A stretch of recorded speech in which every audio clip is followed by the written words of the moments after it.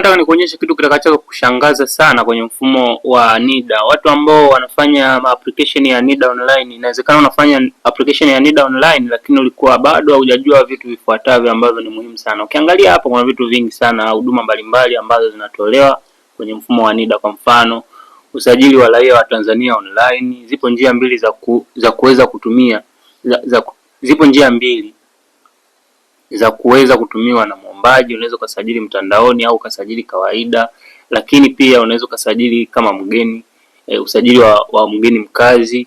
Na hapa kitu ambacho nataka nikuelekeze ambacho ni cha kipekee zaidi ni hapa kwenye kipengele ambacho kinasema matumizi ya kitambulisho cha taifa. Hapa kwenye kipengele cha hapo kwenye usajili wa diasporas, yani watu ambao hawapo nchini, nitakuja nielezee baadaye, lakini kitu ambacho nataka nikuelezee ni hapa kwenye matumizi ya kitambulisho cha taifa. Watu wengi wamekuwa wanatumia kitambulisho cha taifa lakini hawajui kiundani kitambulisho cha taifa kinatumika katika maeneo gani zaidi.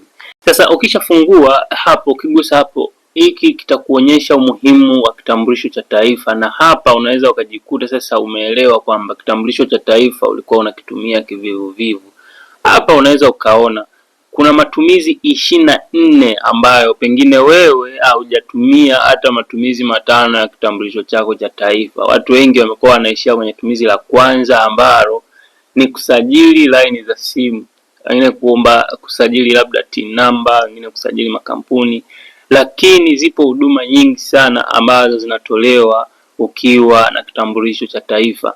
Kama kuna kitu hujakitumia kati ya hivi, unaweza ukaangalia, je, kuna kitu umekuwa ukitumia kwa sababu ya utambulisho ukaamua kwenda kutumia kitambulisho kingine. Lakini haya ni matumizi 24 ambayo unaweza ukatumia huduma hizi ukiwa na kitambulisho cha taifa.